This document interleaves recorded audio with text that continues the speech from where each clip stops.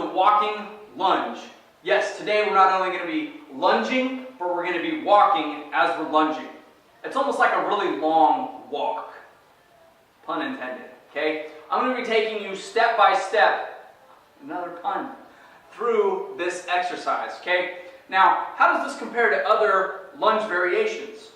Well, for one, we have the infamous split squat, where our feet don't move. We simply move down and back up without our feet moving. Then we have the not so kind variation of the lunge, the forward lunge, where we take a step forward and then we come back to the normal position. Then we have the reverse lunge, one of my favorites, okay? We take a step back and then we pull ourselves up using our opposite, our front leg, glute, hamstring, quad, as we push off from that back leg. And then we have our walking lunge that we're going to be discussing today. We take a step forward, we stand up, we switch legs, and we go on to that next stride. And we continue to alternate legs as we move through that walking lunge. And then we have the evil red-headed stepchild / cousin, the side lunge. It can be useful in certain situations. Not my favorite. It's a difficult movement to load. And it can be complex depending on mobility and those kind of things. But I like to keep things simple and help people get strong. So that's what we're going to be utilizing the walking lunge today. It's actually part of our workout of the month here at Snohomish County Strength. Today I'm going to be utilizing a kettlebell. You can use a number of different pieces of equipment for this exercise. You can do it without any equipment at all. You could even hold on to a backpack or your child or your pet, depending on the size. But today we're going to be utilizing a single kettlebell. We're going to hold it in the goblet position. You may have heard of a goblet squat before, and it's just holding onto that kettlebell, holding it really low on the handles, arms tucked in. The nice thing about it is it just centers that kettlebell on your body and keeps it nice and close to your center of gravity.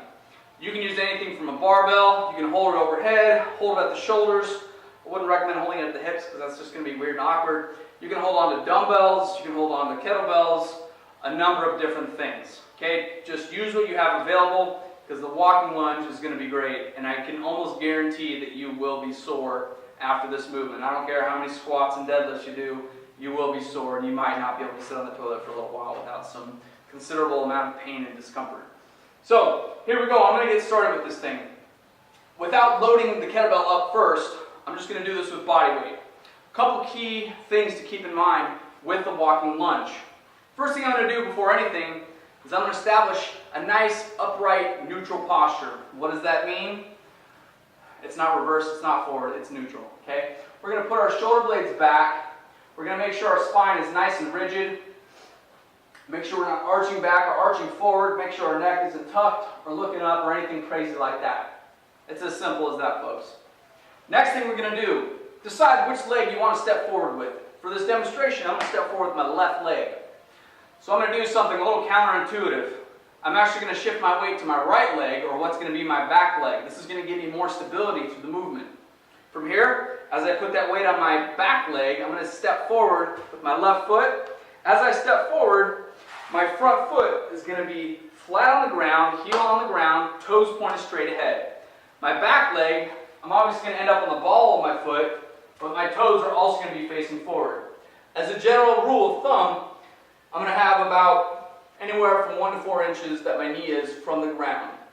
From here, as I step forward, I'm going to shift my weight forward without letting this heel come up. I'm going to drive through, fully extend my knees and hips, and come all the way to the top. Don't be one of those people, you know what I'm talking about, that they take this stride, they don't actually come all the way through. They just kind of, I don't even know what that is, right? It doesn't look like anything. I want you to walk, so you're going to come all the way through and extend those hips and alternate as you go. When you're in that bottom position, not only do we want to keep that heel down, you want to either keep that knee in line with your toes, or it can even be slightly outside. That's okay. What we want to avoid is knee popping in. Okay? Next, we also want to pay attention to our trail leg knee. This knee, you want to make sure that your stride is long enough that this knee doesn't end up underneath your hip. It's going to end up in a vulnerable position. It may not hurt initially, but you're putting some not so good stresses on your knee from that position. So instead, make sure that you're taking the stride long enough so this back knee is slightly behind your hips. If I draw a straight line down from my hips, you want to make sure it's slightly behind. You're still maintaining that neutral posture, coming all the way through and driving down. Now, I'm going to be setting up this awesome kettlebell that you can see on the left-hand side of your screen. First thing I'm going to do is clean it up to a good position.